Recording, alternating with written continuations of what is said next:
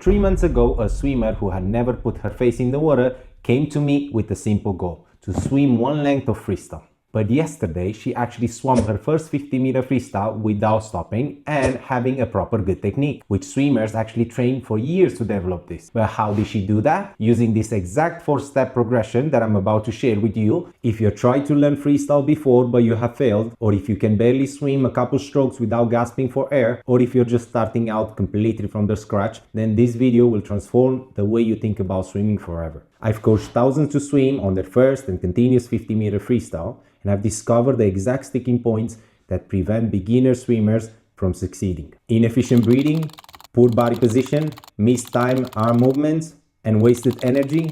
Does this sound familiar? So in this video, I'll walk you through proven 4-step progression that helped my swimmers to go from zero experience to actually swimming a full 50-meter freestyle, often in just few weeks.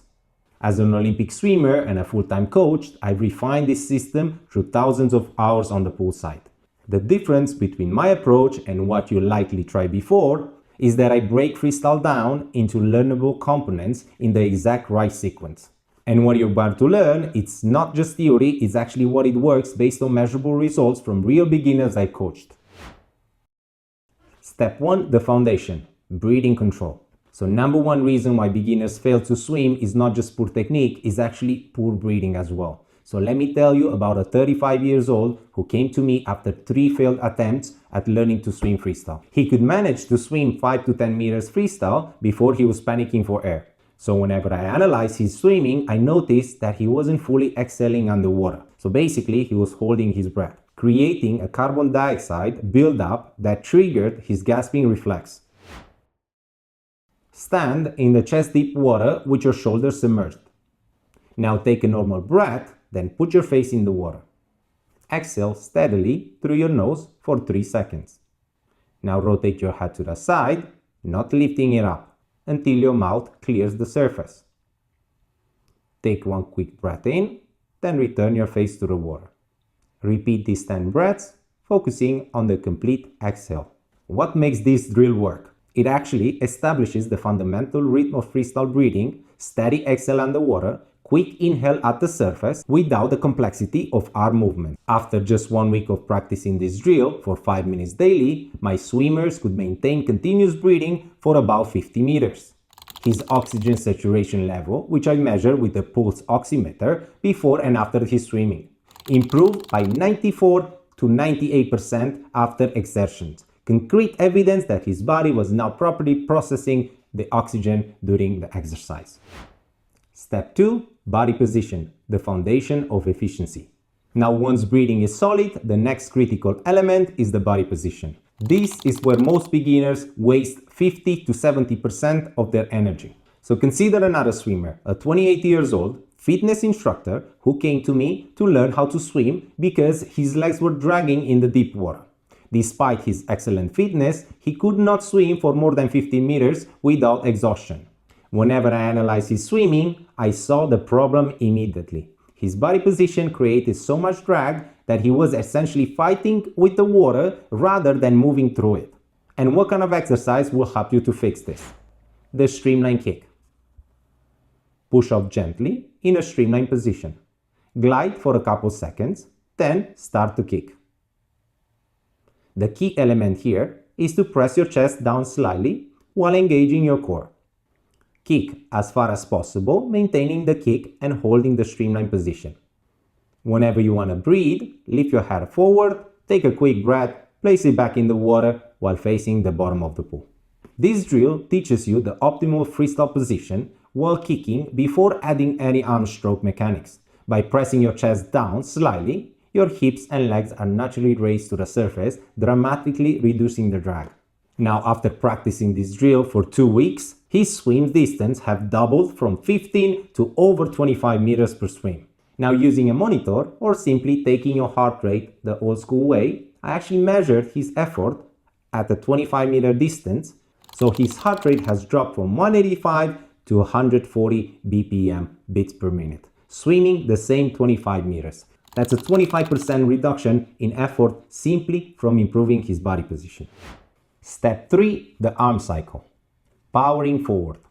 With breathing rhythm and body position established, now we can add proportion through a proper arm technique. This is where most beginners get overwhelmed, trying to coordinate everything all at once. One of my young swimmers was able to swim shorter distances but with an efficient windmill stroke that left her exhausted after 15 to 20 meters. But instead of correcting her stroke all at once, we actually broke it down using a progressive approach. The catch-up drill. And this is just one of the exercises that we actually worked on. Start in the streamline position from the previous drill we've just done. Now begin your freestyle, but with one crucial modification. Keep one arm extended forward, while the other arm completes a full stroke. Once the moving arm returns to the front, pause it with both arms extended. Then begin the stroke with the opposite arm. Focus on clean catch at the front of each stroke. And what actually makes this drill powerful? It prevents the common windmill technique by forcing you to complete each arm cycle before beginning the next one. It also reinforces the glide position where you're most streamlined. So after practicing this drill for 2 weeks, her stroke count for 25 meters has dropped from 36 strokes to just 24. That's a 33% improvement in efficiency. I measured this by counting her arm strokes per 25. Step 4. Building endurance, the 50-meter progression. The final step in reaching 50 meters is actually building endurance through a smart progression, not just swimming until you're exhausted. So let me tell you about another swimmer I had, who had a basic technique but could not put together more than 15 to 25 meters without stopping. Her goal was actually to swim a full 50 meters for a charity swim event. Now, rather than pushing her to swim longer distances right immediately, we actually used a structured interval approach. And that was the 5-5-5 interval progression. First, you need to swim on a lane that has a sidewall, so meaning the side lanes. Then swim a 5 meters of perfect freestyle technique. Rest for 5 seconds at the sidewall and repeat this 5 times, focusing on maintaining your form. So each session increase the distance by only 5 meters. So 10, 15, 20 and so on. Keep the rest period constant at only 5 seconds. And you only progress to the next distance whenever you complete all the intervals with proper form. So this approach builds endurance while reinforcing the proper technique. So the brief rest actually prevents you from developing bad habits due to fatigue. Using this progression, my swimmer went from 15 meters to a 50 meters continuous in just a couple weeks. But more impressively, her perceived exertion rating, which I measure after each swim, dropped from 9 out of 10 to 5 out of 10 from the same distance, showing significant efficiency improvement. So by breaking her training actually into manageable chunks, rather than constantly failing at 50 meters, she actually built both physical capacity and mental confidence needed to achieve her goal. What's the furthest distance that you have been able to swim freestyle without stopping? Drop this in the comments below and let me know which of these 4 steps do you think will help you the most. Also, let's take a quick moment to check your breathing pattern right now. Are you exhaling completely or you're just taking shallow breaths? This awareness translates directly to swimming efficiency. Now let's recap the 4-step progression that has helped thousands of my swimmers to go from 0 to 50 meter freestyle. First, master your breathing rhythm with the rhythm breath drill, establishing the foundation of continuous freestyle. Second, optimize your body position with the streamline kick drill, reducing the drag and conserving energy. Third, develop efficient proportion with the catch-up drill, preventing the energy wasting windmill technique. Finally, build your endurance strategically with the 5-5 interval progression, increasing the distance while maintaining a proper form. This isn't just a random collection of drills, it's a proven sequence. Each step builds on the previous one, creating natural patterns and muscle memory needed for efficient freestyle. I've seen people of all ages, body types and fitness levels transform their swimming using this exact approach. And if you're ready to master freestyle completely, check out my 5-week program that will take you from a beginner to intermediate level. Program in the description down below. It's a complete system that I use with thousands of my swimmers.